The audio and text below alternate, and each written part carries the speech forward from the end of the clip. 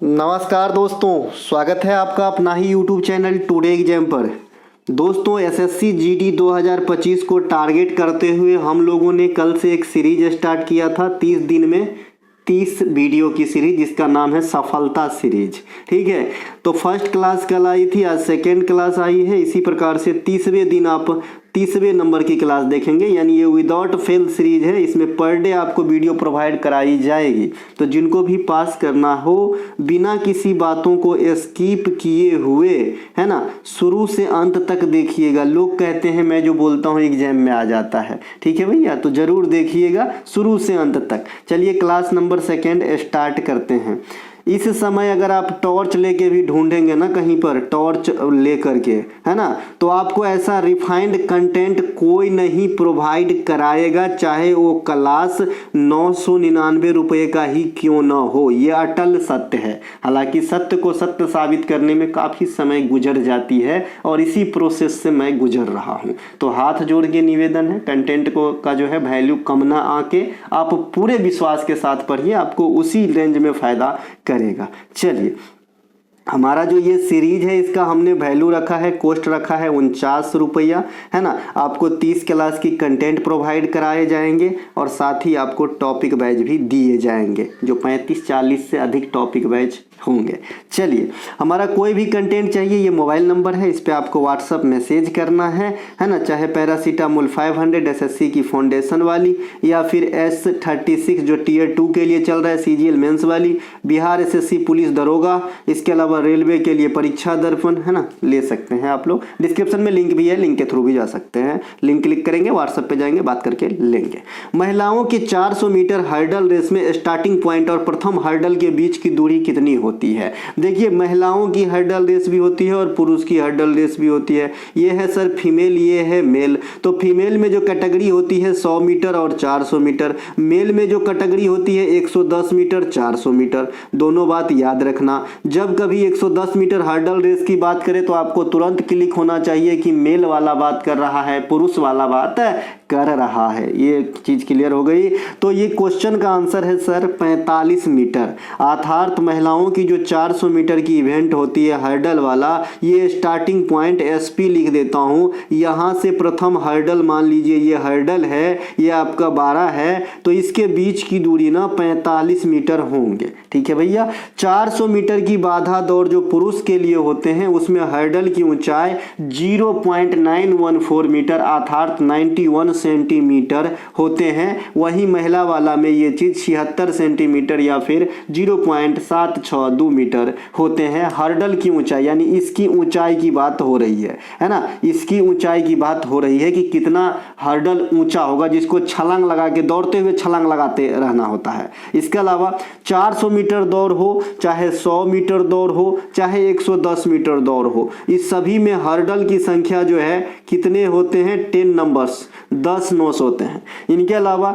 110 metre की दौड़ में प्रथम हर्डल और स्टार्टिंग पॉइंट के बीच की दूरी कितनी होगी? तो आप कहेंगे 13.72 मीटर होंगे। अभी मैंने शुरुआत में क्या कहा था, जहां 110 मीटर आप देखेंगे तो आपके दिमाग में क्या क्लिक होना चाहिए कि ये पुरुष वाला इवेंट है। तो पुरुष वाला 100 मीटर लिख दे कि 100 मीटर में मेल इवेंट में हर्डल के बीच और स्टार्टिंग पॉइंट से कितनी दूरी होती है। तो आपको समझ जाना चाहिए, भले वो 100 मीटर लिख के गुमराह कर रहा है, लेकिन मेल जैसे ही दिया तो आपको समझ जाना है कि मेल वाले 100 मीटर का इवेंट होता ही नहीं है, भले नाम है, लेकिन होती है 110 मीटर का। ठीक है भाई, तो 13.72 मीटर होता है। अगर पुरुष वाला 110 मीटर की हर्डल रेस है तो स्टार्टिंग पॉइंट और प्रथम हर्डल के बीच की दूरी 13.72 मीटर होगा। इसी बात को अगर मैं महिला वाला इवेंट जो 100 मीटर के होंगे, अब सेम बात को रखूं तो यहाँ पे सिर्फ 13 मीटर होंगे। स्टार्टिंग पॉइंट और प्रथम हर्डल के बीच की दूरी जो महिलाओं के लिए होगा 100 मीटर में, उसमें सिर्फ 13 मीटर और पुरुषों में 13.72 मीटर। ठीक है। दो हर्डल के बीच की दूरी 110 मीटर वाले इवेंट अर्थात पुरुष वाले इवेंट में 9.14 मीटर होती है। वहीं 100 मीटर इवेंट जो महिला करती है उसमें दो हर्डल यानी दो बाधाओं की बीच की दूरी 8.5 मीटर होती है। ठीक है मेरे भाई, 110 मीटर की बाधा दौड़ पुरुष प्रतियोगिता है, जबकि 100 मीटर की बाधा दौड़ महिला प्रतियोगिता है, ये तो बता ही दिया हूं। 110 मीटर बाधा दौड़ में हर्डल की ऊंचाई 0.838 मीटर होता है तथा 110 मीटर वाला में हर्डल की ऊंचाई 1 मीटर होता है, 1.067 मीटर होता है। एक चीज यहाँ पे आपको समझ में आया सर कि मेल और फीमेल में है ना जो डायामीटर है वो हमेशा मेल का जो है ना ज़्यादा रहता है, फीमेल का थोड़ा कम रहता है। कोई भी जो हर्डल रेस की डायामीटर आप देख लीजिए वो मेल का ज़्यादा रहेगा, फीमेल का कम रहता है। तो इससे भी अंदाज़ा एग्जाम में लगाया जा सकता है। एक खेल होता है, इवेंट होता है डेकाथलॉन प्रतियोगिता, उसमें कितने खेल होते हैं सर? तो 10 खेल होते हैं। और ये कितने दिन तक चलती है? तो ये चलती है सर आपके 2 दिनों तक। इनके अलावा बैडमिंटन खेल कितने अंक के लिए खेलते हैं? तो 21 अंक के लिए खेलते हैं आपका बैडमिंटन खेल। तो ये बात भी आपको ध्यान रख लेना है। ये भैया परीक्षा दर्पण का लुक, ये है भैया पैरासीटामोल 500 का लुक, ये है टियर 2 वाला, है ना। बिहार एसएससी वाले प्रोस्पेक्टस नहीं है यहाँ पे, तो आप लोग ले सकते हो। पीएम सूर्य घर बिजली योजना, पीएम सूर्य घर बिजली योजना को कब तक के लिए चलाया गया है? देखिए इसको पिछले साल चलाया गया था, लेकिन ये कब तक के लिए चलाया गया है? तो ये योजना का जो है 2026-27 वित्तीय वर्ष तक के लिए चलाए जाने की बात कही गई है। पीएम सूर्य घर बिजली योजना की शुरुआत 2024 में किया गया था, माफ कीजिएगा इसी साल किया गया था, मार्च के महीना था वो, है ना। इस योजना के तहत 300 यूनिट तक बिजली फ्री में दिया जाता है। यह योजना वित्तीय वर्ष 26-27 तक के लिए चलाए जाएंगे। इसमें आपको सोलर पैनल फिट कराना होता है, जिसके तहत आपको 300 यूनिट तक का जो है बिल सरकार माफ़ कर देते हैं। इनके ऊपर जिस रेंज में आप बिजली खपत करेंगे उस रेंज में आपको जो है पर यूनिट के हिसाब से पैसा पे करना होगा। साथ ही साथ अब इस पे सब्सिडी भी दिए जा रहे हैं। ठीक है, इनके अलावा जैसे एक रूफटॉप योजना भी सोलर से संबंधित है, तो उन्हें भी ध्यान रखेंगे, रूफटॉप योजना। इनके अलावा मेरा युवा भारत मैं भारत प्लेटफॉर्म कार्यक्रम की शुरुआत 31 अक्टूबर 2023 को सरदार वल्लभ भाई पटेल के जन्मदिन के अवसर पे किया गया था, दिल्ली के कर्तव्य पथ से। ठीक है, अब देखिए सरदार वल्लभ भाई पटेल के जन्मदिन पर हम एकता दिवस मनाते हैं, ये याद रखिएगा। महापुरुष के जो जन्म दिवस है ना, उन पे कौन सा डे सेलिब्रेट करते हैं, ये भी क्वेश्चन एसएससी आपका कर लेता है। जैसे 25 दिसंबर अभी सुशासन दिवस चले गए हैं, अटल बिहारी वाजपेयी साहब के जन्मदिन। 23 दिसंबर चौधरी चरण सिंह के जन्मदिन है और उस दिन किसान दिवस मनाते हैं, है ना। इसके अलावा 12 जनवरी माफ कीजिएगा राष्ट्रीय युवा दिवस मनाते हैं और 12 अगस्त विश्व युवा दिवस मनाते हैं। जो 12 जनवरी को युवा दिवस होती है वो विवेकानंद साहब के जन्मदिन पे होती है। ठीक है, सुभाष चंद्र बोस साहब के जन्मदिन 23 जनवरी को पराक्रम दिवस के रूप में मनाया जाता है ना। इस प्लेटफॉर्म का लाभ प्राप्त करने वाले युवाओं का जो एज सीमा है ये आपका 15 से 29 वर्ष है। अर्थात आपसे क्वेश्चन एग्जामिनर करेगा कि मेरा युवा भारत कार्यक्रम में पार्टिसिपेट होने के लिए आपकी उम्र सीमा क्या होनी चाहिए, तो 15 से 29 वर्ष, है ना। और ये किसके माध्यम से एडवर्टाइजमेंट वगैरह करे गए, तो फेसबुक, ट्विटर, यूट्यूब सब के माध्यम से, है ना। ये बात भी ध्यान रखेंगे, यहाँ से भी क्वेश्चन पास्ट में दूसरे रूप में पूछे गए हैं। इनके अलावा प्रधानमंत्री कौशल विकास योजना की शुरुआत 2015 में युवाओं को ट्रेंड करने के लिए किया गया था और ये कौशल विकास एवं उद्यमिता मंत्रालय के अंतर्गत आती है, ये ध्यान रखेंगे। यहाँ पे लिखा है प्रधानमंत्री कौशल विकास योजना के 3.0 की शुरुआत 2021 में हुआ। मैं इससे पहले मैं पढ़ा चुका हूँ कि 2.0 की शुरुआत इसी योजना का एक ही साल बाद 2016 में हुआ था। 2015 में स्टार्ट हुआ था, 2.0 आया था 2016 में, 3.0 आया है 2021 में। किसकी? प्रधानमंत्री कौशल विकास योजना की, है ना। लक्ष्य क्या है? ट्रेंड करके युवाओं को, ताकि जो है रोजगार पाने में सहूलियत हो। इनके अलावा प्रधानमंत्री जन धन योजना की शुरुआत 2014 में हुआ था। मैंने अभी कुछ ही दिन पहले 3 चीज याद रखने के लिए बताया था कि नरेगा जो है, जिसे हम मनरेगा कहते हैं अब, तो ये मनरेगा दुनिया में सबसे ज्यादा, है ना, मतलब एक फिक्स रोजगार देने वाला कार्यक्रम है जो आपको 100 दिन का जो है काम प्रोवाइड कराता है।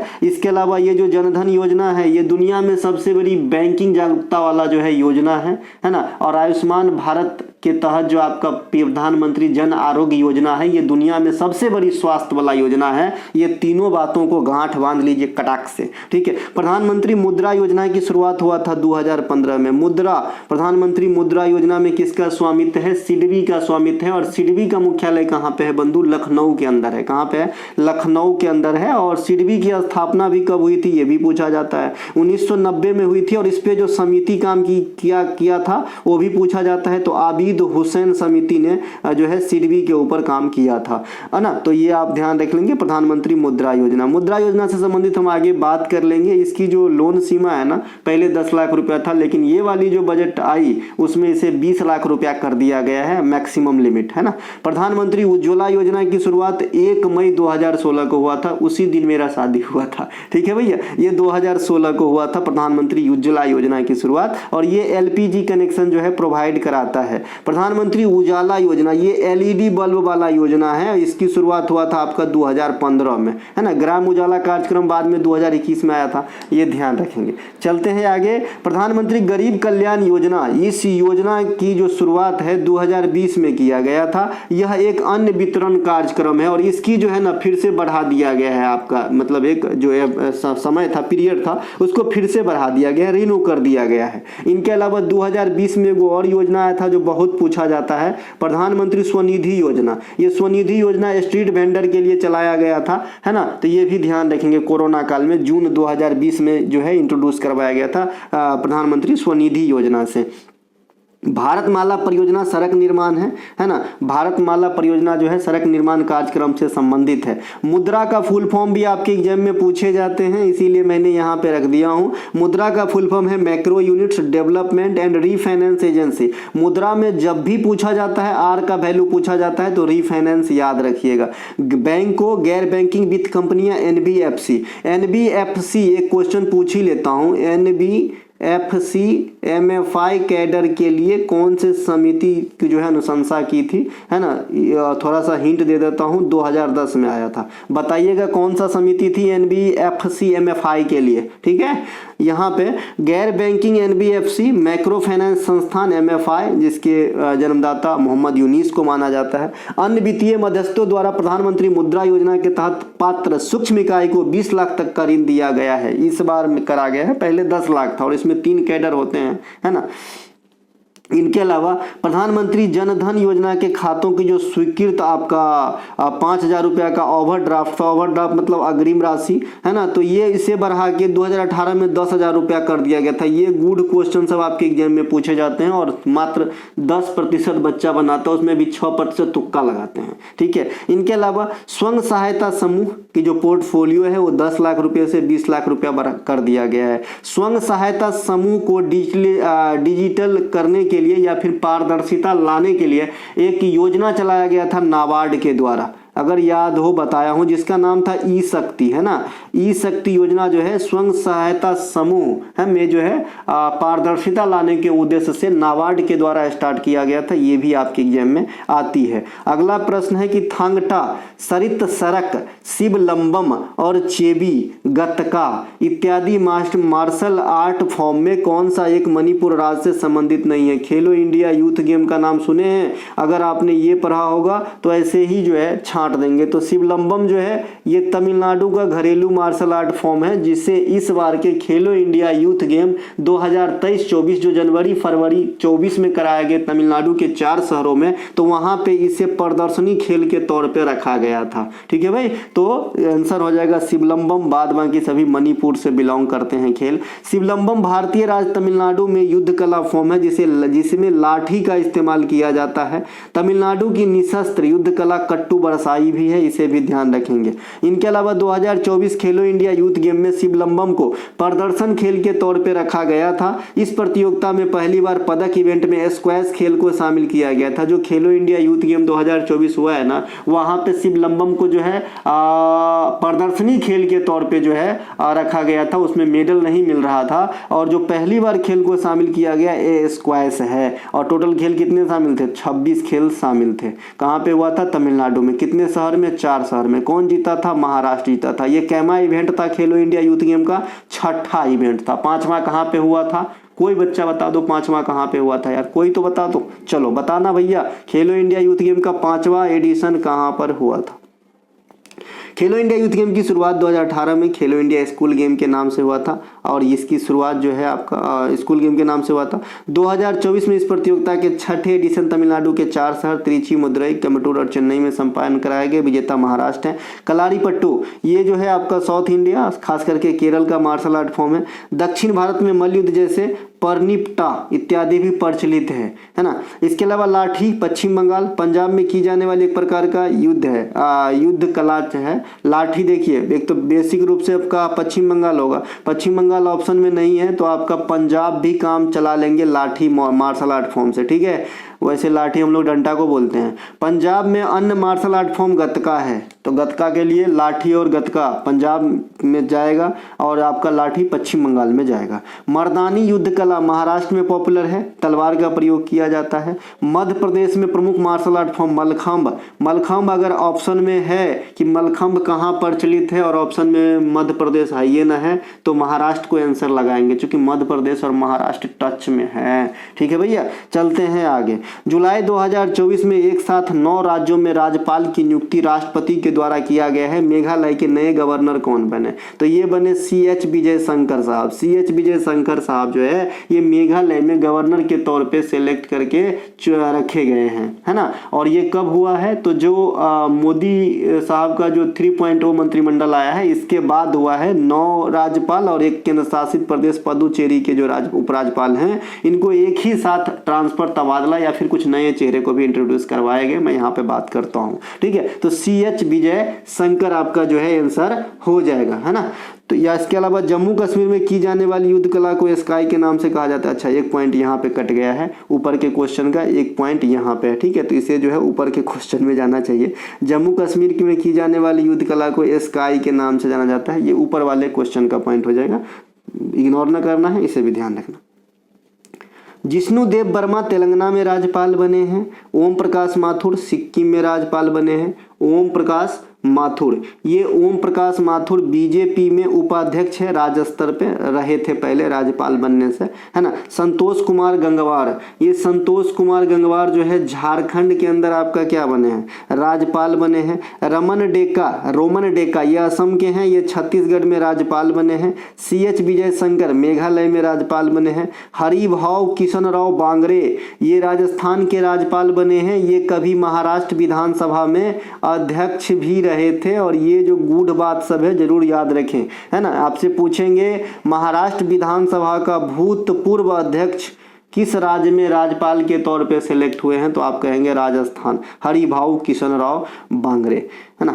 इनके अलावा CP राधाकृष्णन साहब महाराष्ट्र के नए राज्यपाल बनाए गए हैं। वो पहले तेलंगाना के अतिरिक्त प्रभार के साथ झारखंड के राज्यपाल थे तो झारखंड के चले गए महाराष्ट्र में। गुलाब चंद कटारिया साहब ये असम के राज्यपाल है। इस बार 2024 में आपके जो CGL या फिर CHSL ने पूछा भी था इनके बारे में। गुलाब चंद कटारिया साहब पंजाब के राज्यपाल बन गए हैं, साथ ही साथ इनको अतिरिक्त प्रभार भी दिए गए हैं केंद्र शासित प्रदेश चंडीगढ़ का। इनके अलावा लक्ष्मण प्रसाद आचार्य ये असम के राज्यपाल और उन्हें मणिपुर के राज्यपाल का अतिरिक्त प्रभार भी दिया गया है। वह पहले सिक्किम के राज्यपाल थे। सिक्किम में चले गए कौन, सिक्किम में कौन चले गए, क्वेश्चन का आधार ही बना दिया था कि सिक्किम से ही बनाया था ना जी, सिक्किम से ही बनाया था ना, नहीं मेघालय से बनाया था। इसके अलावा कैलाशनाथ पुदुचेरी के ऊपर नए उपराज्यपाल बने हैं।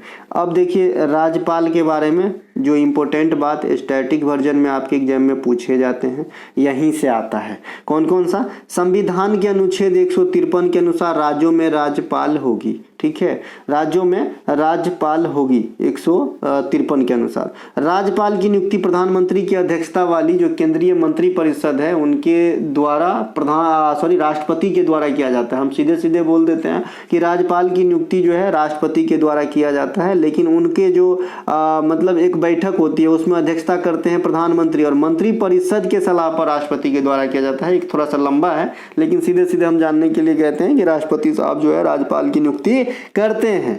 राज्यपाल राष्ट्रपति के प्रसाद पर्यंत पद को धारण करते हैं, अर्थात तो जब तक चाहे तब तक पद पे रह सकते हैं राज्यपाल के रूप में, कोई दिक्कत नहीं है। राज्यपाल का तबादला भी कौन करते हैं? तबादला ट्रांसफर राष्ट्रपति साहब ही करते हैं। राज्यपाल अपनी इस्तीफा अगर देना चाहे तो किनको सौंपेंगे? तो लिखित रूप में राष्ट्रपति को ही सौंपेंगे, ठीक है। इसके अलावा अभी पुरोहित साहब का इस्तीफा आया था कुछ दिन पहले, है ना, तो इससे क्वेश्चन बन सकता है।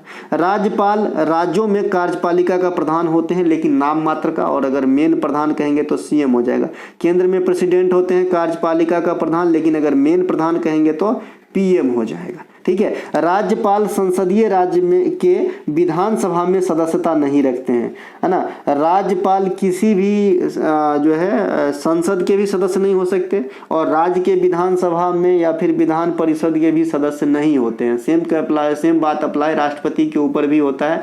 राष्ट्रपति साहब भी किसी भी सदन के सदस्य नहीं होते हैं, न तो लोकसभा के न तो राज्यसभा के। मंडोवी, पेरियार, महानदी, नेत्रावती में कौन सी नदी पश्चिमी घाट श्रेणी से नहीं निकलती है? तो जो महानदी है ये पश्चिमी घाट श्रेणी से नहीं निकलती है। महानदी आपका निकलता है भैया छत्तीसगढ़ से, है ना, बस्तर की पहाड़ी के पास से छत्तीसगढ़ राज्य से निकलती है महानदी, जो पेनिनसुलर इंडिया की प्रायद्वीपीय भारत की तीसरी सबसे बड़ी नदी है। इसी नदी पर भारत की सबसे लंबी बांध परियोजना हीराकुंड बांध परियोजना उड़ीसा राज्य में स्थित है ना। देखिए पेनिनसुलर इंडिया में सबसे लंबी है गोदावरी, दूसरे स्थान पे है कृष्णा और तीसरे स्थान पे है महानदी। ये है पेनिनसुलर इंडिया की बात सर, है ना। लेकिन अगर साउथ भारत में कहे कि भाई साउथ भारत में कहे या फिर है ना कि पश्चिमी घाट से निकलने वाली सबसे लंबी नदियों में तीसरा क्रम कहे तो भी आपका क्या होगा? कावेरी आंसर हो जाएगा, न कि महानदी आंसर होगा। महानदी तब तीसरे स्थान पे आएगा जब प्रायद्वीपीय भारत की नदी को पूछेगा, ठीक है। लेकिन अगर दक्षिण भारत की कहेगा कि तीसरी सबसे लंबी नदी तो फिर कावेरी होगा, न कि महानदी होगा। इस बात को गांठ बांध लेना, पास्ट में एग्जामिनर ने बहुत सारे बच्चों का नंबर छीन लिया है ना। इनके अलावा ताप्ती नदी का उद्गम सतपुरा पर्वतमाला से होती है। नर्मदा नदी का उद्गम मैकाल पर्वत श्रेणी की अमरकंटक चोटी से होती है। गंगा गंगोत्री हिमानी से निकलती है। सिंधु सतलज ब्रह्मपुत्र तिब्बत के मानसरोवर से निकलती है। सिंधु सतलज और ब्रह्मपुत्र का अलग अलग स्थानीय नाम भी है, लिंचन खम्बाव, है ना, सांगपो, है ना, ये मैं अलग से बताया भी हूँ। पश्चिम घाट को भारत का हॉट स्पॉट माना जाता है। महाराष्ट्र में सह्याद्री के नाम से जाने जाते हैं। इस घाट की टोटल लंबाई 1600 किलोमीटर से अधिक है ना। ये वाला जो आपका सिरा है यहाँ से यहाँ तक, है ना, इसमें कितने आ जाएंगे? इसमें 5, 6, 3, 9, इसमें आज इधर कौन सा है? तमिलनाडु, इधर कौन सा आंध्र प्रदेश, इधर कौन सा उड़ीसा, इधर कौन सा पश्चिम बंगाल। 4 को छोड़ दीजिए तो इधर आपका 5 और तमिलनाडु को भी पकड़ ले तो 6 राज्य का जो है लगभग पश्चिमी घाट के सहारे टिके हुए हैं इंडिया में, है ना। 1600 किलोमीटर लंबी है। इनके अलावा पश्चिमी घाट का सर्वोच्च चोटी इलायची पहाड़ी या आपका अन्नामलाई कह सकते हैं। इनके अलावा पश्चिमी घाट से निकलने वाली नदियों में पेरियार, है ना, भरतपुझा, नेत्रावती, मंडोवी, शरावती, कृष्णा, गोदावरी, कावेरी, भीमा, हेमावती, काबनी, ये सभी के सभी पश्चिमी घाट से वेस्टर्न जो आपका है साइट वहाँ से निकलने वाली नदियाँ हैं। दक्षिण भारत की तीसरी सबसे बड़ी नदी कावेरी होगी। यहाँ पे मैंने इसी बात को ऊपर समझाया था कि भाई प्रायद्वीपीय भारत की तीसरी कहेगा तब महानदी, दक्षिण भारत का कहेगा तो कावेरी। पूर्वी घाट और पश्चिमी घाट का मिलन स्थल नीलगिरी पहाड़ी होते हैं जो आपके तमिलनाडु में यहाँ पर है। भारत का पहला बायोस्फीयर रिजर्व 1986 में नीलगिरी को घोषित किया गया था। वर्तमान समय तक इंडिया में 18 बायोस्फीयर रिजर्व है, 43 यूनेस्को साइट है, 15 कृषि जलवायु प्रदेश है, 4 हॉट स्पॉट है ना। ये सब इंडिया की बात है भाई। इसके अलावा आप लोग एक चीज बताइएगा कि शेषाचलम बायोस्फीयर रिजर्व किस राज्य के अंदर जो है आपका स्टेट, किस स्टेट के अंदर जो है शेषाचलम बायोस्फीयर आपको देखने को मिलेगा। 2 क्वेश्चन पूछा हूं अब तक, ठीक है। NBFCMFI का जो है कौन सी समिति था और ये शेषाचलम याद है। देखता हूं कौन कौन बच्चे जवाब देते हैं आज। प्रोजेक्ट टाइगर स्टार्टेड इन 1973 और प्रोजेक्ट एलिफेंट स्टार्टेड इन 1992, यानी बाघ परियोजना और हाथी परियोजना 1973 और 92 में स्टार्ट हुआ था। जोनाथन डंकन के द्वारा बनारस में संस्कृत कॉलेज की स्थापना की गई थी। उसे उस समय गवर्नर वायसराय कौन थे? कर्नवालिस से। 1786 1793 तक कर्नवालिस रहे थे। उसी समय जोनाथन डंकन ने बनारस में संस्कृत कॉलेज की स्थापना किए थे। कर्नवालिस को इंडिया में सिविल सेवा का जनक कहा जाता है। इन्हीं के समय में अपीलीय अदालतों की स्थापना पहली बार इंडिया में किया गया। ये VVI पॉइंट है, पिछले SSC CGL में यहाँ से क्वेश्चन पूछा गया था। ठीक है। इनके अलावा कर्नवालिस के समय 1793 के दौरान ही बंगाल बिहार और उड़ीसा, ये तीनों तो पहले एक ही थे, बंगाल ही थे, है ना, तो वहाँ पे अस्थाई बंदोबस्त लगाया गया था। जोनाथन डंकन जो 1791 में मुंबई के गवर्नर नियुक्त किए गए थे, उन्होंने बनारस में संस्कृत कॉलेज की स्थापना भी की थी। 1773 के रेगुलेटिंग एक्ट के अनुसार 1774 में कोलकाता में सर्वोच्च न्यायालय की स्थापना वैरेन हैंगस्टस के काल में किया गया था। इसी के काल में बंगाल में एशियाटिक सोसाइटी 1784 तथा पिट्स इंडिया एक्ट 1784 लाया गया था। ये ध्यान रख लेंगे। ठीक है। इनके अलावा 1898 एनी बेसेंट के द्वारा बनारस में केंद्रीय हिंदू विद्यालय की स्थापना किया गया था। इसके अलावा हम चलते हैं आगे। बाद में आगे चलकर बनारस जो एनी बेसेंट मैडम के द्वारा बसाया गया था कॉलेज, वही आगे चलकर BHU बन जाते हैं 1916 में, और BHU बनाने का श्रेय मदन मोहन मालवीय को दिया जाता है। वर्ष 1862-63 में रविन्द्रनाथ के पिता शांति निकेतन की स्थापना की, परंतु आधुनिक स्वरूप में नहीं, आधुनिक रूप में जो है 1901 ईस्वी के दौरान रविन्द्रनाथ टैगोर साहब खुद ही कुछ शिष्यों को लेकर पढ़ाने बैठे, और ये आज विश्व भारती बन गए हैं 1921 में। ठीक है, ध्यान रखेंगे। और इसे जो है 2023 में यूनेस्को में शामिल भी कर लिया गया है, शांति निकेतन को। कौन सा साइट था वो? 41वें साइट के रूप में। ठीक है भैया। इनके अलावा डेक्कन एजुकेशन सोसाइटी के द्वारा फर्ग्यूसन कॉलेज की स्थापना 1885 पुणे में किए गए थे। इनमें जो जाने माने नेता संलग्न रहे थे, ये थे बाल गंगाधर तिलक साहब। डेक्कन एजुकेशन सोसाइटी की स्थापना बाल गंगाधर तिलक, महादेव गोविंद रानाडे, आगरकर साहब, ये सब ने मिलकर किए थे। यंग बंगाल आंदोलन की स्थापना हेनरी विवियन डिराजियो ने किए थे। थियोसॉफिकल सोसाइटी की स्थापना कर्नल अलकाट और मैडम ब्लावत्स्की ने किए थे, और इंडिया में एनी बेसेंट। चलते हैं आगे। ग्रीष्मकालीन ओलंपिक में भारतीय टीम के पहले ध्वजवाहक कौन थे? पुरमा बनर्जी। ठीक है। कल मैंने ओलंपिक से 2 बातें बताई थी, बताए तो बहुत बातें थी, लेकिन जो आपको नहीं याद होगा, मशाल कार्यक्रम की शुरुआत कहाँ से हुई थी? 1928 एम्स्टर्डम ओलंपिक में। और मशाल रिले कार्यक्रम की शुरुआत कहाँ से हुई थी? 1936 बर्लिन ओलंपिक से। ये दोनों अलग अलग चीज़ है, अलग अलग जगह है, अलग अलग ईस्वी है। तो पुरमा बनर्जी जो है इंडिया के लिए पहले ध्वजवाहक का काम किए थे ग्रीष्मकालीन ओलंपिक में। ओलंपिक में प्रथम भारतीय महिला ध्वजवाहक बनने का रिकॉर्ड साइनी विल्सन के नाम है, ये ध्यान रखेंगे। इनके अलावा वर्ष 2024 में ग्रीष्मकालीन ओलंपिक का आयोजन जुलाई 2024 में पेरिस में किए जाएंगे। कब तो कर लिए गए, 6 गो पदक भी मिल गया। यह पेरिस में तीसरी बार आयोजित किए जाने वाले हैं। अन्य 2 बार 1900 और 1924 में आपका पेरिस में किया गया था, और ये फिर 2024 में, यानी कुल मिला के पेरिस में 3 बार ओलंपिक का आयोजन हो चुका है ना। और जो पहली बार पेरिस में ओलंपिक हुआ था ना, उसी ओलंपिक से भारत भाग लेना स्टार्ट किए थे।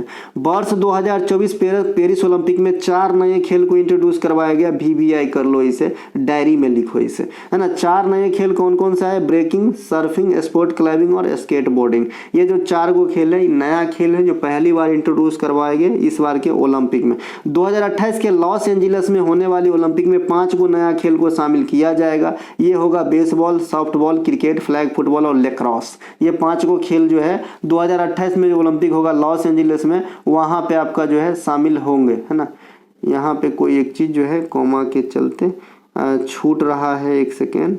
अच्छा देखिए, यहाँ पे जो है ना, ये बेसबॉल, सॉफ्टबॉल एक ही खेल का नाम है, क्रिकेट दूसरा खेल है, फ्लैग फुटबॉल तीसरा खेल है, लेक्रॉस चौथा खेल है, और स्क्वैश 5वां खेल है। ये वो 5 खेल है जिसे 2028 के लॉस एंजिलस में होने वाली ग्रीष्मकालीन ओलंपिक में शामिल करे जाएंगे। वर्ष 2024 पेरिस ओलंपिक के लिए भारतीय दल के ध्वजवाहक, है ना, अनुभवी टेनिस स्टार शरद कमल को बनाया गया। और भारतीय दल में सेफ जो है निगरानी करने वाले मैरी कॉम को नियुक्त किया गया है, परंतु मैरी कॉम ने इस जिम्मेदारी के लिए मना कर दिया था, जैसा कि आप सभी को पता होगा।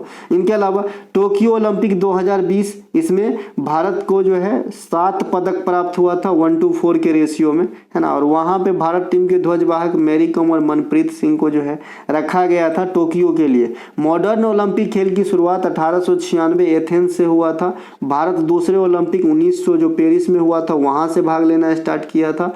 भारत जून 2024 ओलंपिक खेल में आपका जो है 35 पदक प्राप्त कर चुके, और अब जो है 35 पदक और 6 गो और जोड़ लीजिए इसमें, है ना, याद ही नहीं आया लिखने को। 35 6 41 है ना, 35 6 जो है 41 पदक हो गया। अब भारत का ओलंपिक में टोटल कितने पदक हैं? 41 पदक है। ये बात भी कहीं ना कहीं अच्छे से याद रखिए। इनके अलावा अब तक जो है 7 महिला और एक मनु भाकर का नाम भी जुड़ गया, तो 8 गो महिला हो जाएगा ओलंपिक में पदक प्राप्त किए हैं। अब तक 7 भारतीय महिला, हाँ ठीक है, 8 गो महिला हो जाएगा। इनके अलावा प्रथम व्यक्तिगत पदक केडी जाधव 52 में, हेलेन सेकी ओलंपिक ब्रॉन्ज मेडल, और ये कुश्ती खेल में। प्रथम रजत व्यक्तिगत राजवर्धन सिंह राठौड़ 2004 एथेंस निशानेबाजी। प्रथम गोल्ड अभिनव बिंद्रा 2008 निशानेबाजी, है ना। प्रथम व्यक्तिगत महिला पदक 2000 सिडनी कर्नो मल्लेश्वरी भारोत्तोलन। भारत का प्रथम gold 1928 Amsterdam Olympic Jaipal Singh Munda hockey team पुरुष।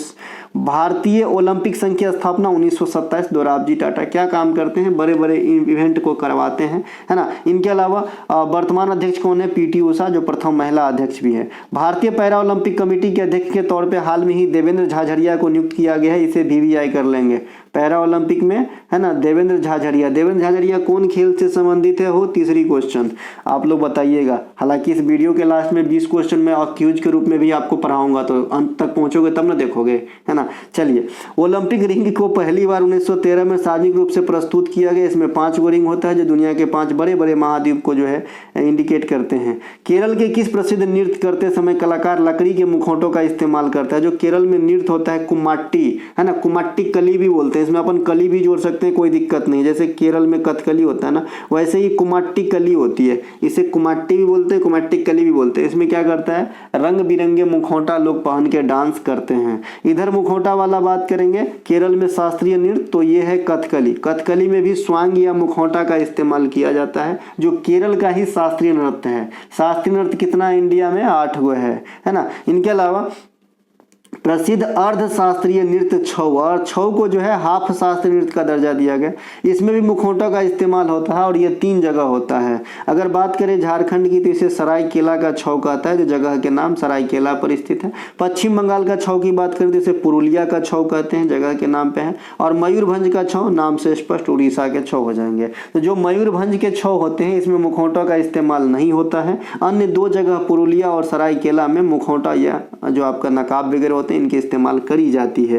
केरल के अन्य प्रमुख नृत्य में आएंगे डप्पू कली, मोपला समुदाय के द्वारा। मोपला विद्रोह कब हुआ था सर? 1921 में हुआ था मोपला विद्रोह, इसे भी ध्यान रखेंगे। बेल्लम काली, नायर समुदाय के द्वारा। बेल्ला काली, कदुबा, पुलकली, थिटियट्टू, धार्मिक नृत्य इत्यादि जो है ये केरल के प्रमुख नृत्य हैं, इन्हें ध्यान रखेंगे। केरल के प्रमुख मार्शल आर्ट फॉर्म कलारी पट्टू है। क्या है? कलारी पट्टू। केरल के प्रमुख मार्शल आर्ट जो है ये क्या है भैया? कलारी पट्टू। इन्हें भी ध्यान आपको रखना होगा। इनके अलावा केरल के प्रमुख त्योहारों में ओनम, मकर बिलक्कू, बीसू, है ना, इसके अलावा त्रिशूर पूरम इत्यादि जो है ये केरल के प्रमुख त्योहार हैं। निशागंधी, बेल्लम कली, बोट रेसिंग, अट्टुकल पोंगल इत्यादि जो है ये केरल के प्रमुख नृत्य और त्योहारों में आ जाएंगे। केरल के अन्य शास्त्रीय नृत्य मोहिनीअट्टम, सिर्फ महिलाएं ही भाग लेती है इसमें।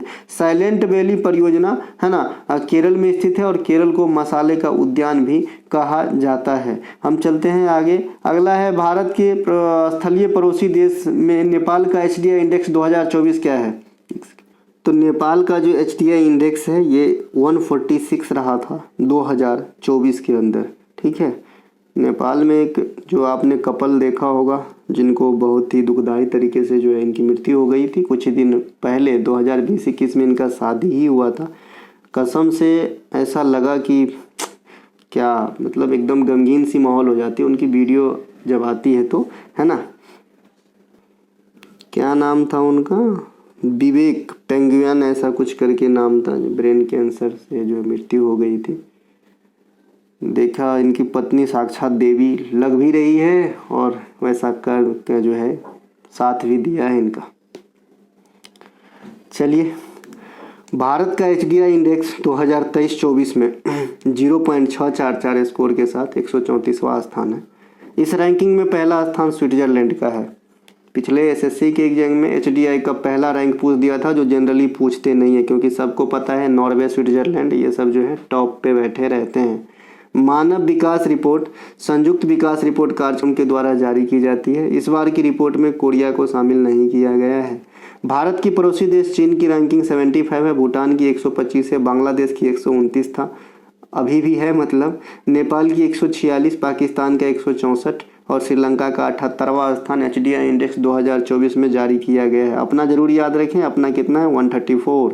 इनके अलावा चाबहार बंदरगाह जो ईरान का प्रमुख बंदरगाह है, इस बंदरगाह की भौगोलिक स्थिति क्या है, कहाँ स्थित है, तो ये ओमान की खाड़ी में स्थित है। कहाँ पे स्थित है, ओमान की खाड़ी में स्थित है। ओमान की खाड़ी अरब प्रायद्वीप का पूर्वी भाग में स्थित है। अब ये ओमान की खाड़ी कहाँ पे है, अरब प्रायद्वीप, जो दुनिया में सबसे बड़ी प्रायद्वीप भी है, इनके पूर्व भाग में आपको मिलेगा।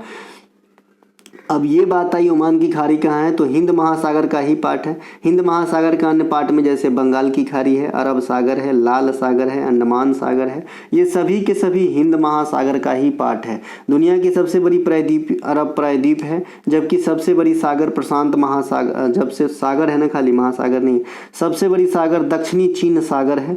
सबसे बड़ी पठार यहाँ पे लिखेंगे तिब्बत का पठार है। दुनिया की रूफ ऑफ द वर्ल्ड या फिर दुनिया की छत कहते हैं पामीर के पठार को, इसे भी ध्यान रखेंगे। तो पामीर का पठार को रूफ ऑफ द वर्ल्ड कहते हैं। सबसे बड़ी पठार तिब्बत का पठार है। सबसे बड़ी सागर जो है आपका दक्षिणी चीन सागर है। सबसे बड़ी महासागर या सबसे गहरी महासागर प्रशांत महासागर है। सबसे बड़ी प्रायद्वीप अरब प्रायद्वीप है। भारत में 13 बड़े बड़े बंदरगाह हैं और 200 से अधिक छोटे छोटे बंदरगाह है ना। सबसे अधिक बंदरगाह वाला राज्य महाराष्ट्र है और सबसे अधिक एयरपोर्ट वाला राज्य अभी मैंने 2-3 दिन पहले ही पढ़ाया था, उत्तर प्रदेश है सर, ठीक है। इनके अलावा सबसे पुरानी कृत्रिम बंदरगाह पश्चिमी घाट, सबसे पुरानी कृत्रिम बंदरगाह चेन्नई में है और सबसे बड़ी कृत्रिम बंदरगाह कहेगा तो बम्बई में होगा, ठीक है। सबसे बड़ी कृत्रिम बंदरगाह कहेगा तो बम्बई में होगा और सबसे पुरानी कृत्रिम बंदरगाह चेन्नई में है, ठीक है। ये देखिए यहाँ पे लिखा भी है, सबसे बड़ी कृत्रिम बंदरगाह JNPT Mumbai, Jawaharlal Nehru port trust इसका फुल फॉर्म होता है। इनके अलावा भारत ईरान के साथ 2015 में चाबहार बंदरगाह विकास हेतु समझौता ज्ञापन पे हस्ताक्षर भी करे थे। भारत ने हाल में ही चाबहार बंदरगाह संचालन के लिए 10 वर्ष के अनुबंध पर हस्ताक्षर किए हैं। चाबहार बंदरगाह ईरान का एकमात्र विस्तृत बंदरगाह है चाबहार। इनके अलावा संविधान के प्रस्तावना को भारतीय संविधान में संविधान का कुंजी कहा गया है।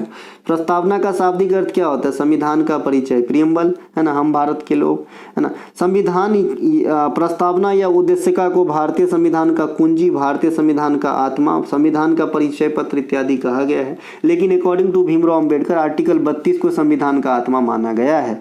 प्रस्तावना की प्रेरणा अमेरिका के संविधान से लिए गए हैं, परंतु प्रस्तावना की भाषा ऑस्ट्रेलिया के संविधान से लिए गए हैं। ये दो अलग अलग क्वेश्चन, अलग अलग आंसर है। प्रेरणा मतलब जिज्ञासा जगी कि हमें भी रखना चाहिए, तो अमेरिका से, और इसकी जो राइटिंग है, जो लैंग्वेज है, जो भाषा की क्रम है, वो उसका कहाँ से है ऑप्शन, तो आपका ऑस्ट्रेलिया के संविधान से है। इनके अलावा प्रस्तावना में समाजवादी और धर्मनिरपेक्ष शब्द जो है 1976 में 42वां संविधान संशोधन के तहत जोड़ा गया था, जो स्वर्ण सिंह समिति के अनुसार वो तो मौलिक कर्तव्य जोड़े गए थे स्वर्ण सिंह समिति के अनुशंसा पे, हालांकि वो भी 42वें संविधान संशोधन के तहत जोड़े गए थे, इसीलिए जबान फिसल गया है, लेकिन यहाँ पर भी आपको काम आएगा। 42वां संविधान संशोधन के तहत स्वर्ण सिंह समिति ने 8 प्रकार के मौलिक कर्तव्य को सुझाया था, लेकिन जोड़े गए थे 10 प्रकार के 1976 में ही। यहाँ पर उसी 42वें संविधान संशोधन से समाजवादी और धर्मनिरपेक्ष शब्द भी जोड़े गए थे। 42वें संविधान संशोधन से कई सारे चीज़ों का जो है, जो सूची होता है, संघ सूची, राज्य सूची, समवर्ती सूची, उसमें जो है इधर का उधर किया गया था, इसीलिए इसे मिनी संविधान कहा जाता है। इसमें संसद की जो कार्यकाल है उसको भी बढ़ा दिया गया था, लोकसभा का कार्यकाल 6 वर्ष का कर दिया गया था। संविधान सभा का प्रथम बैठक 9 दिसंबर 46 को हुई थी। इसमें टेम्परेरी अध्यक्ष जो उस बैठक में सबसे अधिक उम्रदराज थे, सच्चिदानंद सिन्हा साहब को चुने गए थे। आगामी बैठक 11 दिसंबर 1946 को होती है और इसमें जो है परमानेंट अध्यक्ष के रूप में राजेंद्र प्रसाद साहब को चुने जाते हैं। संविधान सभा के समक्ष उद्देश्य प्रस्ताव जवाहरलाल नेहरू साहब ने 13 दिसंबर 1946 को पेश किए थे। इसमें देखेंगे 9, 11, 13 हर इवेंट में 2 दिन का गैप है। इनके अलावा भारतीय संविधान का जनक भीमराव अंबेडकर को माना जाता है। भारतीय संविधान संविधान का निर्माण जो है कैबिनेट मिशन प्लान 1946 के अनुसार किया गया था। संविधान को हिंदी में कौन लिखे थे और अंग्रेजी में कौन लिखे थे, है ना। तो हिंदी में कौन लिखे थे, अंग्रेजी में कौन लिखे थे, तो एक तो प्रेम बिहारी रायजादा साहब, है ना, प्रेम बिहारी रायजादा साहब ही नाम है, जो अंग्रेजी पांडुलिपि में लिखने का काम किए थे। ठीक है। इनके अलावा कैबिनेट मिशन 1946 के 3 प्रमुख सदस्य थे, AB Alexander, Lord Pethick Lawrence और स्टोपर्ट क्रिप्स। ये तीनों जो है कैबिनेट मिशन में जो है सदस्य थे और इन्हीं के तहत जो है आपका संविधान का निर्माण हुआ था। इनके अलावा संविधान निर्माण के संविधान सलाहकार कौन थे, तो सर BN राव थे, इन्हें भी ध्यान रखेंगे। प्रारूप समिति का गठन 1947 के अंदर हुआ था और इसमें कितने सदस्य थे, 7, 1+6 के रेशियो में 1 जो थे और भीमराव अम्बेडकर साहब अध्यक्ष थे। भारतीय संविधान में अंग्रेजी पांडुलिपि प्रेम बिहारी रायजादा और जो हिंदी पांडुलिपि है उन्हें लिखा गया है कृष्ण वैद करके नाम है ना।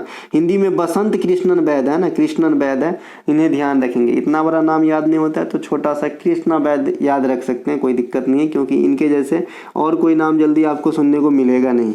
इनके अलावा भारतीय संविधान 26 नवंबर 1949 को बनके तैयार हुआ था। 26 जनवरी 1950 को लागू किया गया था।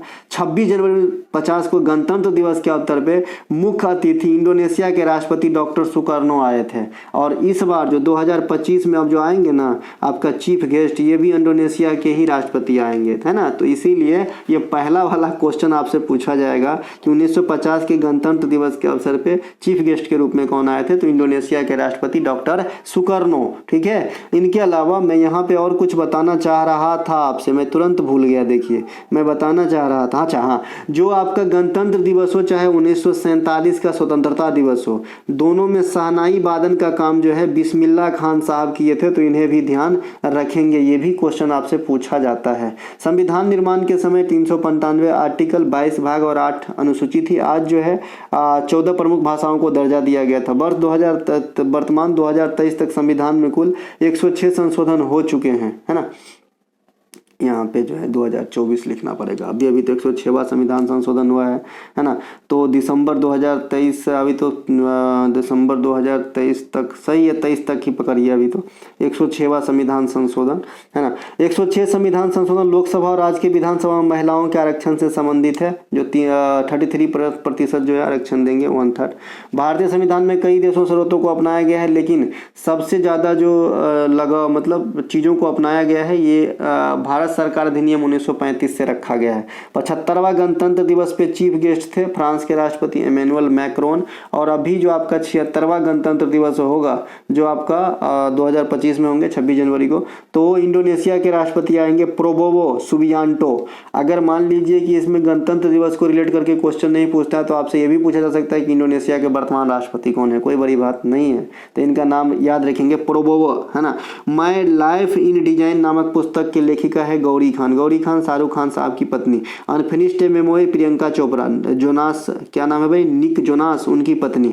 प्रेगनेंसी बाइबल डिलीवरी सुन नामक पुस्तक करीना कपूर, सैफ अली खान की पत्नी और तैमूर की माता। 7 सिंस ऑफ बीइंग मदर की लेखिका ताहिरा कश्यप, ये ताहिरा कश्यप आयुष्मान खुराना की पत्नी, है ना। द क्रैंकिंग कोड के लेखक आयुष्मान खुराना, ये दोनों पति पत्नी, है ना। चलते हैं आगे। इनके अलावा रोमांसिंग विथ लाइफ देवानंद साहब की जो है पुस्तक है। द मॉडर्न गुरुकुल के लेखिका सोनाली बिंद्रे हैं, इनको जो है लंबी बीमारी इनको भी है। इनके अलावा 9 नेशनल बेस्ट सेलर पुस्तक के लेखिका शिल्पा शेट्टी, कुंद्रा साहब की पत्नी, है ना। 9 मसीहा सोनू सूद, है ना, इनके किताब का नाम है। इनके अलावा भारत में जमींदारी सभा की स्थापना कब की गई थी, तो ये की गई थी 1838 ईस्वी में। जमींदारी सभा की स्थापना 1838 में किया गया था। इसके प्रमुख सूत्रधार द्वारकानाथ टैगोर साहब थे। अखिल भारतीय किसान सभा जो है 1936 में लखनऊ में आए थे स्वामी सहजानंद के द्वारा। भारतीय सुधार संगठन की स्थापना केशव चंद्र सेन के द्वारा 1870 ईस्वी में करा गया था। विधवा पुनर्विवाह संघ 1861 में महादेव गोविंद रानाडे के द्वारा लाया गया था, जबकि विधवा पुनर्विवाह जो आपका अधिनियम है वो ईश्वर चंद्र विद्यासागर को रिलेट करता है। ईस्ट इंडिया कंपनी की स्थापना 1866 दादा भाई नरौजी के द्वारा लंदन में किया गया था। आत्मसम्मान आंदोलन पेरियार स्वामी नायकर के द्वारा चलाया गया था। ठीक है। इसके अलावा नीचे कुछ समाज है, जैसे ब्रह्म समाज 1828 में आए थे, आर्य समाज 1875 में आए थे, सत्यशोधक समाज 1873 में आए थे, रामकृष्ण मिशन 1897 में आए थे, थियोसॉफिकल सोसाइटी 1975, माफ कीजिएगा 1975, 1875 होगा, 1882 में इंडिया में आया था और 1875 में अमेरिका में आया था, ठीक है, थियोसॉफिकल सोसाइटी। भारतीय सेवक समाज है ना 1905, गोपाल कृष्ण गोखले साहब।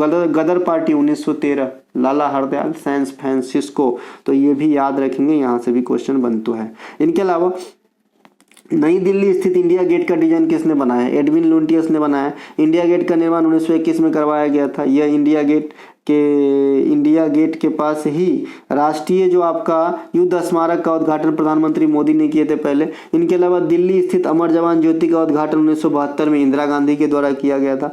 गेटवे ऑफ इंडिया यह मुंबई में है। इसके वास्तुकार जॉर्ज बिटेट है, बहुत बार पूछे जाते हैं इनका नाम जॉर्ज बिटेट का, है ना। गेटवे ऑफ इंडिया की स्थापना जो है 1911 से स्टार्ट हो गया था बनना। ये ताज होटल के जस्ट सामने है। पटना स्थित प्रसिद्ध गोलघर का वास्तुकार जो है जॉर्ज गोस्टिन है, तो इन्हें भी ध्यान रखेंगे। इसका निर्माण वैरन हेस्टस ने करवाया था, खास करके अन्न वगैरह रखने के उद्देश्य से करवाए होंगे। मैंने खुद गोलघर पे गया हुआ हूँ पटना में, है ना। कुछ दिन तो बैन था क्योंकि लोग वहाँ पे चढ़ के कूद जाते थे, है ना। पटना स्थित पत्थर के मस्जिद का निर्माण परवेज ने करवाया था। नई संसद भवन के वास्तुकार बिमल पटेल है। इसी संसद भवन में उद्घाटन समारोह के अवसर पर प्रधानमंत्री ने सेंगोल प्रदान किया गया था, है ना। सेंगोल चोल काल से संबंधित, और मैंने इससे पहले भी आपको बताया था कि सेंगोल को प्राप्त करने वाले पहले पीएम कौन हो गए, तो JL नेहरू है। मोदी साहब पहले पीएम नहीं है जिन्होंने सेंगोल को जो है प्राप्त किए हैं, ठीक है। इनके अलावा 2024 में ग्रैमी अवार्ड से सम्मानित गणेश राजगोपालन का संबंध किस वाद्य यंत्र से है, तो बैलिन बजाते हैं। आप सभी को पता होगा कि 2024 में 5 भारतीयों को ग्रैमी अवार्ड मिला था, जिसमें जाकिर हुसैन साहब को एक साथ 3 ग्रैमी अवार्ड, जो हमारे बीच नहीं रहे, ठीक है मेरे भाई, है ना। भारत के लिए पहली ग्रैमी अवार्ड के विजेता पंडित रविशंकर 1968 में वेस्ट मीट्स ईस्ट के लिए, है ना, इनके कृत्य का नाम है, पाए थे। ग्रैमी अवार्ड के विजेता सबसे अधिक बार जो है पंडित रविशंकर साहब और जाकिर हुसैन साहब 5-5 बार हो चुके हैं। इनके अलावा ग्रैमी अवार्ड जीतने वाले प्रथम विजेता महिला तन्वी शाह हैं, जो भारत के हैं। स्लग डॉग मिलीनियर को जो है स्पेनिश भाषा में रूपांतरण के लिए। इनके अलावा 2024 में 5 भारतीयों को ग्रैमी अवार्ड दिया गया। ये कौन कौन है? तबला वादक जाकिर हुसैन साहब, जो हमारे बीच हैं ही नहीं, 3 ग्रैमी अवार्ड पाए थे 2024 में अकेले। इनके अलावा बांसुरी वादक राकेश चौरसिया साहब, प्रमुख गायक शंकर महादेवन साहब, वायलिन वादक, है ना, गणेश राजगोपालन साहब, और तबला वादक सेल्वा गणेश विनायक राम, ठीक है। ये ध्यान रखेंगे। देखिए विनायक से आपको कंफ्यूज होगा, एक वो TH विनायक भी वाद्य यंत्र बजाते हैं जो घाटम प्ले करते हैं। TH विनायक जो है ये घाटम बजाते हैं, TH विनायक, तो इसे भी ध्यान रखेंगे, है ना। एगो U कृष्णन के पूछता है, मेंडोलिन बजाते हैं। भारत के अन्य वायलिन वादक L सुब्रमण्यम, K वैद्यनाथन, कन्नाकुड्डी वैद्यनाथन नाम है इनका, मोहन चंद्रशेखर, विष्णु गोविंद जोग, लालगड्डी जयरामन, TN कृष्णन, ये सभी के सभी वायलिन प्ले करते हैं। सरोद वादक में आएंगे अमजद अली खान, जरीन दारूवाला, हफीज खान, राजीव तरनाथ, विश्वजीत राय चौधरी, अयान अली खान, ये सभी के सभी सरोद बजाते हैं। भारत के कुछ अन्य वादक पंडित रविशंकर सितार, शिव कुमार शर्मा संतूर, रंजन स्वामीनाथन मृदंग, अन्नपूर्णा देवी सुरबहार, TH विनायक घाटम, जुबीन मेहता सिम्फनी, जुबीन मेहता भी ग्रैमी अवार्ड के विजेता कई बार रहे हैं। U कृष्णन मैंडोलिन, उस्ताद सादिक अली, है ना, ये आपका उस्ताद सादिक अली खान तथा असद अली खान रुद्र बीना, अलका ठाकुर बांसुरी, अनुष्का शंकर सितार, राकेश चौरसिया बांसुरी। तो यहाँ पे कुछ जो है आपका इम्पोर्टेंट जो है हस्ती जिन्होंने वाद्य यंत्र से ताल्लुकात रखे, ये भी आपके एग्जाम में आवत है। 2023 संगीत नाटक अकादमी पुरस्कार से सम्मानित पल्लवी कृष्णन का संबंध किस नृत्य से है? मोहिनीअट्टम से। पल्लवी कृष्णन मोहिनीअट्टम से संबंधित है, जिन्हें 2023 में संगीत नाटक अकादमी पुरस्कार से सम्मानित किया गया था। संगीत नाटक अकादमी की स्थापना 1953 में किया गया था। यह मिनिस्ट्री ऑफ कल्चर विभाग से संबंधित है। संगीत नाटक अकादमी के अध्यक्ष की नियुक्ति भारत के राष्ट्रपति के द्वारा 5 वर्षों के लिए किए जाते हैं। संगीत नाटक अकादमी के प्रथम अध्यक्ष डॉक्टर PV राजमन्नार थे, ठीक है। इनके अलावा ललित कला अकादमी की स्थापना तत्कालीन शिक्षा मंत्री मौलाना अबुल कलाम आज़ाद के द्वारा 1954 में करवाए गए थे। ये वाला चीज़ जो है ना, किसी बड़े हस्ती के द्वारा जो कोई इंस्टीट्यूशन की स्थापना होती है ना, ये आपके एग्जाम में आ जाता है। इनके अलावा कथक केंद्र राष्ट्रीय कथक नृत्य संस्थान के जो है दिल्ली में स्थित है ना। संगीत नाटक अकादमी पुरस्कार में 1 लाख रुपया मिलेगा और संगीत नाटक फेलोशिप अवार्ड में 3 लाख रुपया मिलेगा, है ना। और दोनों में ताम्रपत्र और अंगवस्त्रम जो है कॉमन है दोनों में, चाहे सीधे संगीत नाटक अकादमी पुरस्कार आप पाए, चाहे संगीत नाटक अकादमी फेलोशिप अवार्ड पाए, पैसे में खाली डिफरेंस आता है। इसके अलावा 2023 में संगीत नाटक अकादमी नृत्य क्षेत्र में 12 कलाकारों को दिया गया जो नीचे वर्णित है। अब 2023 वाला इसलिए बता रहे हैं क्योंकि 24 वाला रिलीज नहीं हुआ। उर्मिला सत्यनारायणन भरतनाट्यम में दिया गया, जगदीशम गंगानी कथक में, मारवी विजय कुमारन कथकली, लतासना देवी मणिपुरी, है ना। इसके अलावा मदली उषा गायत्री कुचिपुड़ी, स्नेह प्रभा सामंतरी ओडिसी, भैवेन बोरबयान रहेगा तो सत्रिया तो देखने की जरूरत ही नहीं, पल्लवी कृष्णन मोहिनी अट्टम, है ना। परीक्षित महतो छऊ, ये भी पूछा जाता है परीक्षित महतो को, है ना।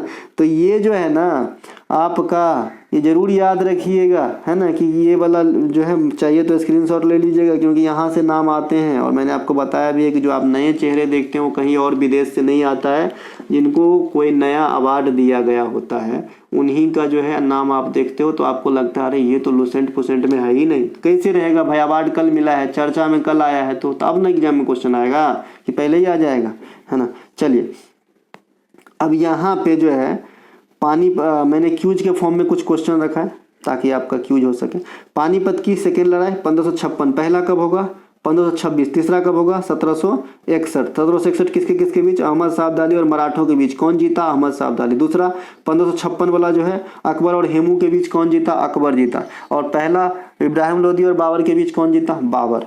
5 जून 2024 को भारत में रामसर साइट की संख्या 80 से बढ़कर 82 हो गई थी। ये इसी प्रकार से याद रखेंगे क्योंकि 85 तो अब भी हुए हैं ना, है ना, 85 तो अब भी हुए हैं ना। 80 से 82 वाला पोर्शन काफी इंपॉर्टेंट है, इसी लैंग्वेज में आपके एग्जाम में क्वेश्चन आएंगे। नागी और नकटी को जोड़ा गया था और फिर अभी 3 गो आ गया, तो अब भी की बात करेंगे आज कितने रामसर साइट है इंडिया में, तो 85 है। लेकिन जून 2024 में 82 ही बना था और दिसंबर 2023 में मात्र 75 था। रामसर दिवस के दिन उपलक्ष्य में 5 गो जोड़ा गया था, है ना। बाबर के कितने पुत्र थे, 4 गो। मणिपुर में लोकसभा कितने सीट हैं, 2 गो। कितने सीट हैं, 2 गो। नए जलोढ़ मिट्टी को खादर तथा पुराने जलोढ़ मिट्टी को क्या कहा जाता है, बांगर कहा जाता है। जलोढ़ मिट्टी का निर्माण कैसे होता है आपका, नदियों द्वारा लाए गए जो आपका मिनरल्स होते हैं उनके द्वारा, है ना। इसके अलावा जो आपका आग्नेय चट्टान से टूट के बनते हैं वो काला मिट्टी होता है। लीचिंग प्रोसेस से आपका बनते हैं लेटेराइट मिट्टी होता है। महाधिवक्ता की नियुक्ति किस अनुच्छेद में, 165 में। कौन करता है, राज्यपाल करता है। सेम प्रकार का अनुच्छेद 76 के अनुसार केंद्र में जो है महान्यवादी की नियुक्ति कौन करते हैं, राष्ट्रपति करते हैं। सबसे अधिक जीआई टैग उत्तर प्रदेश में वर्तमान समय तक, एयरपोर्ट भी उत्तर प्रदेश में है। इसके अलावा किस मिशन की असफलता के कारण भारत छोड़ो आंदोलन शुरू किया गया था, क्रिप्स मिशन हो गया, है ना। क्रिप्स मिशन जो 42 में आया था, इसमें किए गए वादे को न निभाते हुए इसीलिए भारत छोड़ो आंदोलन 1942 में 8 अगस्त को महात्मा गांधी के द्वारा चलाया गया था मुंबई के ग्वालिया टैंक से। इनके अलावा जनधन योजना, मुद्रा योजना किस मंत्रालय से संबंधित है, वित्त मंत्रालय से संबंधित है। ऋग्वेद में सबसे अधिक बार किस नदी का वर्णन है, सिंधु का। सब गंगा का 1 बार, जमुना का 3 बार और सरस्वती का सबसे पवित्र कहा गया है। इनके अलावा अजंता की गुफा की खोज 1819 में किसने किया था, जेम्स स्मिथ ने, है ना। अजंता की गुफा को 1824 में किसने लैम्पलाइट में लाया था, जेम्स अलेक्जेंडर ने, है ना। तो यहाँ से आज तक यही क्वेश्चन पूछा गया, गुफा का खोज, तो ये जो है 1819 में, हालांकि इस पे जो है जेम्स अलेक्जेंडर ने भी काम किया था, ठीक है। तो ये पूछा जाता है। एक आपसे पूछा जाता है सांची का जो सांची का स्तूप है उसका खोज कौन किया था, तो 1818 में हेनरी टेलर ने किया था, तो उसे भी ध्यान रख लेंगे, है ना। इनके अलावा भारत ने 2025 तक कितने एयरपोर्ट को कार्बन फ्री रखने का लक्ष्य रखा है, 121, है ना। और इसके अलावा नेट जीरो करने का ये जो है आपका इंडिया में कब तक का लक्ष्य रखा गया है नेट जीरो करने का, ये क्वेश्चन मैं 2 बार पूछ चुका हूँ, कोई बच्चा जवाब नहीं देता। नहीं आता है तो बोलो ना, हम खुद ही बताएंगे। नेट जीरो आज फिर पूछ रहा हूँ यार, चलो नेट जीरो बताना कब तक का लक्ष्य रखा गया, एक आध बच्चे बताएंगे, कम से कम हमारे 10 बच्चे बताओ तो लगे कि यार कोई तो बात सुन रहा है ना। इसके अलावा प्रसिद्ध कलिंग युद्ध कब हुआ था, 261 BC में हुआ था और कलिंग जो है 5वां मौर्य प्रांत बने थे मौर्यों के। इनके अलावा अशोक के द्वारा लड़ा गया था। बैडमिंटन कोर्ट की लंबाई चौड़ाई से संबंधित है। यहाँ पे देखिए सिंगल्स और डबल में दोनों सेम ही रहते हैं, है ना। लेकिन यहाँ पे जो है बैडमिंटन कोर्ट की लंबाई कितनी होती है, लंबाई पूछ रहा है यार, लंबाई बदल जाएगा, चौड़ाई सेम रहता है, माफ़ कीजिएगा 1 सेकेंड। बैडमिंटन कोर्ट की जो है ना आपकी लंबाई कितनी होती है, 1340 metre, 44 feet singles, 17 feet 5.18 metre, 5.18 metre, doubles के लिए 20 फीट, तो क्या जो है 20 फीट 6 अच्छा चौड़ाई ही बदल जाती है, वही सही बात तो मैं बोल रहा हूँ कि भाई लंबाई सेम ही रहता है आपका कोट का, बस चौड़ाई, क्योंकि 2 आदमी को खड़ा होना है और 1 आदमी को खड़ा होना है, दोनों में थोड़ा सा डिफरेंस है, इसीलिए चौड़ाई खाली बदलती है, लंबाई सेम ही रहती है। तो यहाँ पे बैडमिंटन कोर्ट की लंबाई जो है लंबाई सिंगल 13.40 मीटर या 44 फीट सिंगल्स के लिए, चौड़ाई 17 फीट, यहाँ पे कुछ तो गलत है, कुछ तो गलत लिखा है, के लिए चौड़ाई 17 फीट 5.5, डबल्स के लिए चौड़ाई 20 फीट। एक सेकेंड, खाली चौड़ाई को ही याद रखिएगा, लंबाई कॉमन कर लीजिएगा, यहाँ से ज़्यादा हो गया मैं मिटा देता हूँ, है ना, ये देखो, ठीक है, इसको ऐसे कर लीजिएगा। बैडमिंटन कोर्ट की लंबाई 44 फीट होता है ना, दोनों के लिए। चौड़ाई जो है अगर सिंगल वाला है तो 5.18 मीटर या 17 फीट होगा, और डबल वाला है तो 20 फीट होगा या फिर 6.1 मीटर होगा। इसमें 2-3 एक्स्ट्रा वर्ड लिख जाने के कारण ही थोड़ा सा यहाँ पे सस्पेंस में मैं गया था, है ना। इस प्रकार से लंबाई 44 फुट, चौड़ाई सिंगल एकल है तो 5.18 मीटर और डबल है तो 6.1 मीटर या 20 फुट, है ना। अब तक पुरुषों की सबसे अधिक ग्रैंड स्लैम टूर्नामेंट किसके पास है? नोवाक जोकोविच के पास है 24 गो। लता मंगेशकर कौन कौन से राज्य अवार्ड देते हैं? महाराष्ट्र और मध्य प्रदेश। और मैंने अभी 2-3 दिन पहले एक CGL वाली जो 15वां क्लास है उसमें बताया था, मास्टर दीनानाथ पुरस्कार एक अलग होता है ना, जो इस बार का किसे किसे दिया गया है? रूप सिंह राठौड़ को दिया गया है, रणदीप हुड्डा को दिया गया है 2024 के लिए। 2010 में किस राज्य सरकार के द्वारा लता मंगेशकर को सरस्वती कला सम्मान दिया गया था? आंध्र प्रदेश सरकार के द्वारा लता मंगेशकर जी को सरस्वती कला सम्मान दिया गया था 2010 में। लता मंगेशकर को भारत रत्न कब मिला था? 2001 में बिस्मिल्लाह खान के साथ। बिरसा मुंडा फुटबॉल स्टेडियम कहाँ पर है? ये झारखंड के अंदर है। और बिरसा मुंडा हॉकी स्टेडियम कहेगा तो उड़ीसा के अंदर है। बिरसा मुंडा हॉकी स्टेडियम, है ना, ये कहाँ पे है? उड़ीसा के अंदर है, राउरकेला। और बिरसा मुंडा क्रिकेट स्टेडियम भी है, ये गुजरात में है। बहिष्कृत हितकारिणी सभा का गठन कब हुआ था? 1924 में। इसे भी ध्यान रखेंगे, ठीक है। चलिए हम मिलेंगे अगले वीडियो में, तब तक के लिए जय हिंद। हमारा कोई सा भी कंटेंट चाहिए डिस्क्रिप्शन में लिंक है, आप लोग जो है कंटेंट को बाय कर सकते हैं और एक तैयारी को 4 चांद लगा सकते हैं। जय हिंद।